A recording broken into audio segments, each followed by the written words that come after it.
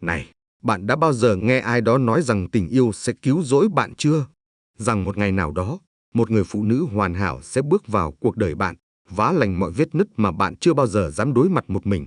Từ những câu chuyện cổ tích thời thơ ấu, những bài hát, những bộ phim, họ thì thầm một lời hứa vào tiềm thức của bạn, rồi sẽ có một người đến và khiến mọi thứ trở nên ổn thỏa. Và bạn tin vào điều đó. Không phải vì bạn yếu đuối, không phải vì bạn ngây thơ, mà vì không ai từng dạy bạn cách nhìn xuyên qua ảo ảnh đó. Nhưng nếu tôi nói với bạn rằng lời hứa ấy chẳng bao giờ được định sẵn để trở thành sự thật thì sao? Nếu tình yêu mà bạn tìm kiếm không phải là sự cứu rỗi, mà là một chiến lược, và nếu Friedrich Nietzsche, nhà triết gia với ngòi bút sắc như dao mổ, đã thấy trước tất cả từ lâu. Nietzsche không viết những câu chuyện lãng mạn. Ông viết như một con dao, cắt xuyên qua những chiếc mặt nạ, những huyền thoại, và những vùng an toàn cảm xúc mà chúng ta xây dựng quanh cái tôi của mình. Khi ông nhìn vào tình yêu, vào phụ nữ, vào cách chúng ta gắn kết với nhau, ông không thấy điều gì đẹp đẽ hay nhẹ nhàng.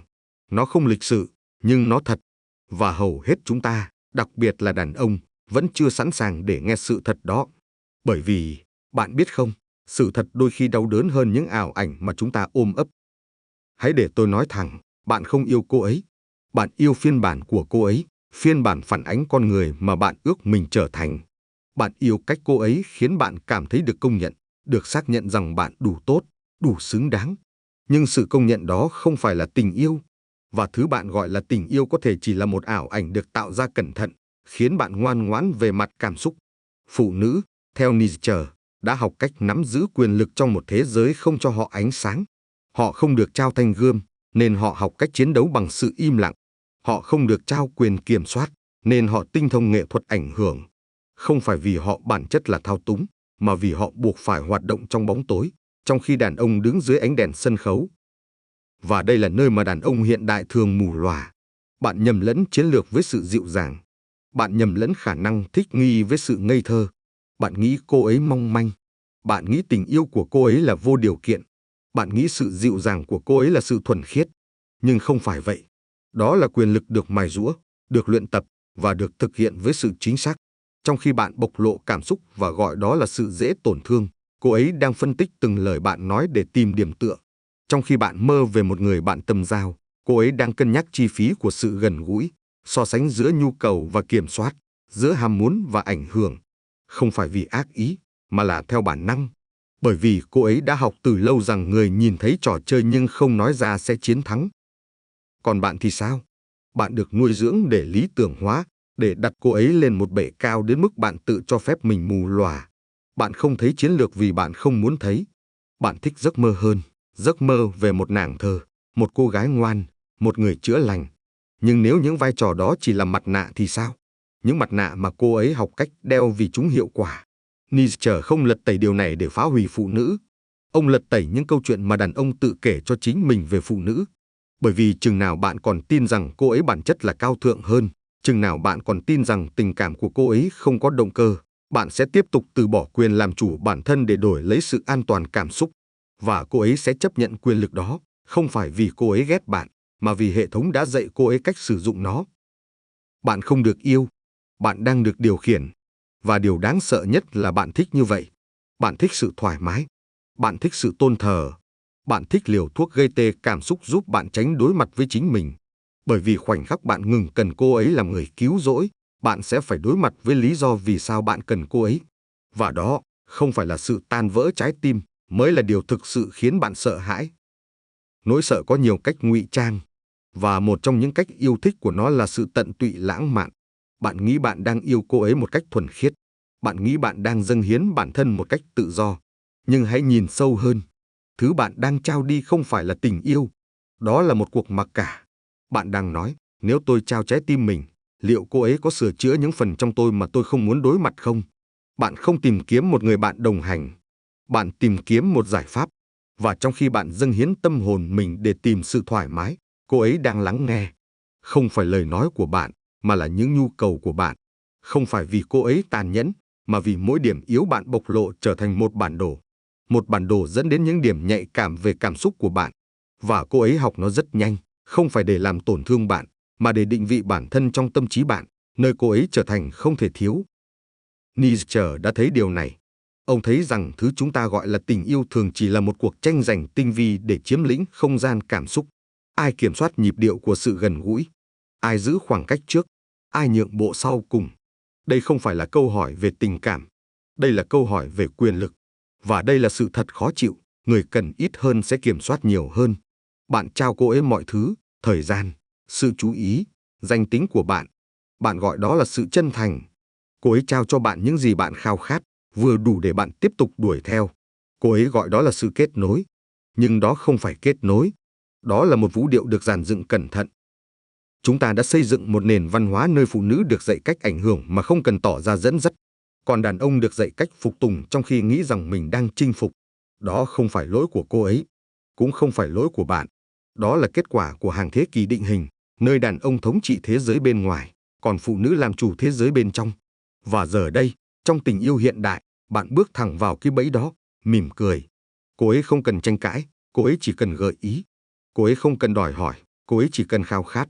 Và bằng cách đó, cô ấy định hình bạn, định hình quyết định của bạn, định hình danh tính của bạn, mà không cần nâng cao giọng nói. Đó không phải là thao túng, đó là sự tinh thông. Bạn gọi cô ấy là bí ẩn vì bạn không hiểu cô ấy.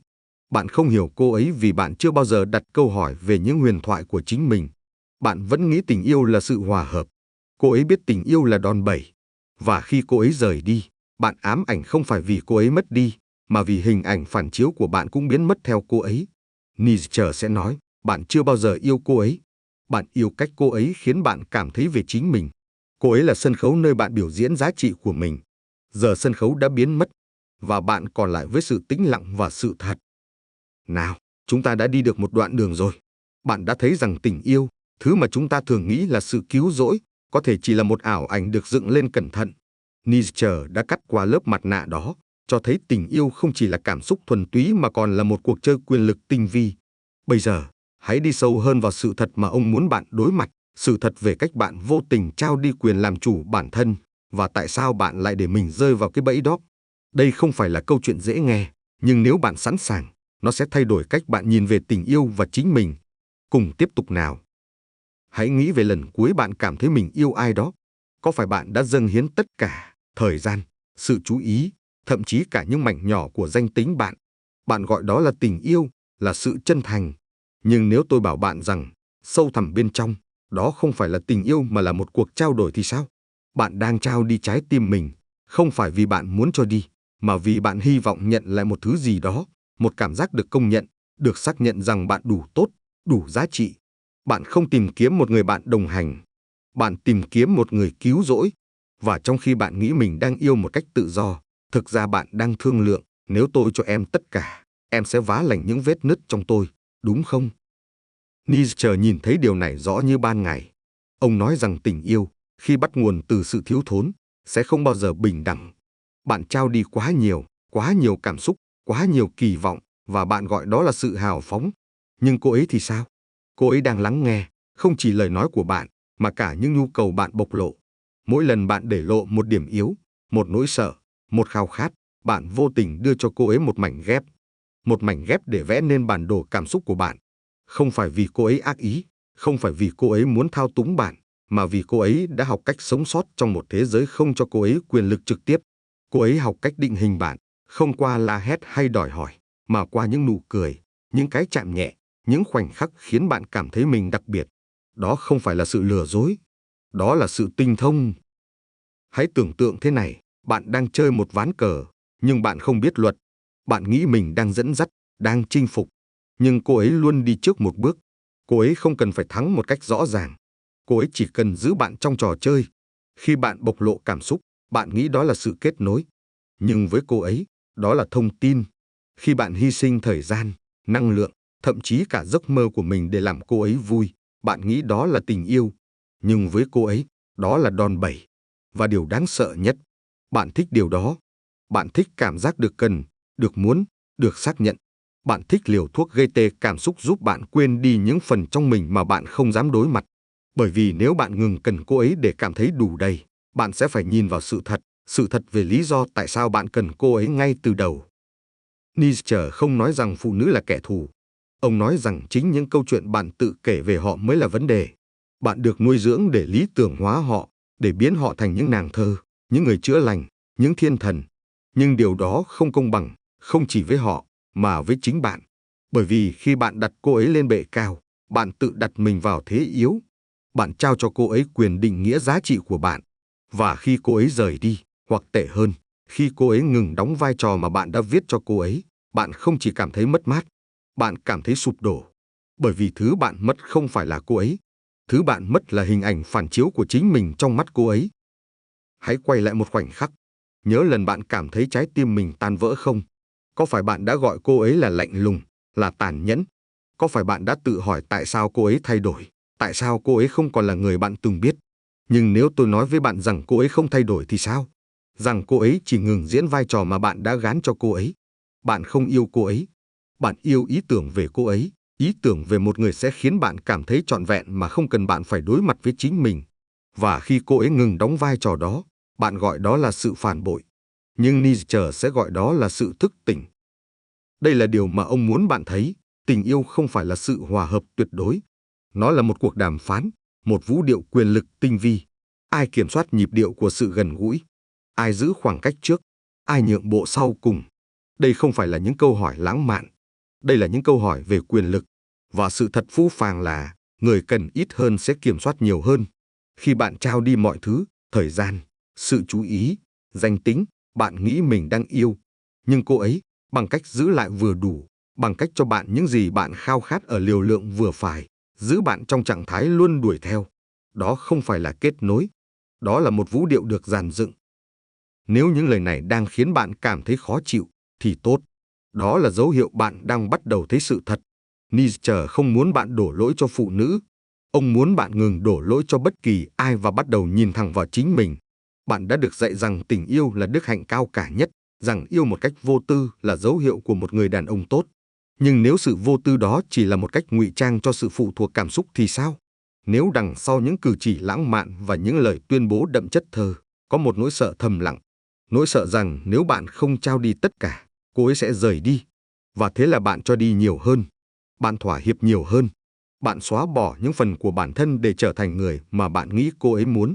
Đó không phải là tình yêu. Đó là sự phục tùng trá hình dưới lớp áo lãng mạn. Hãy dừng lại một chút.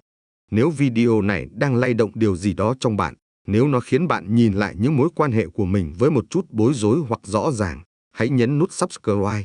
Không chỉ vì nó giúp thông điệp này đến với nhiều người hơn, mà vì bạn không hề đơn độc. Hãy bình luận bên dưới khoảnh khắc nào trong video này khiến bạn giật mình nhất. Thừa nhận điều đó không phải là yếu đuối.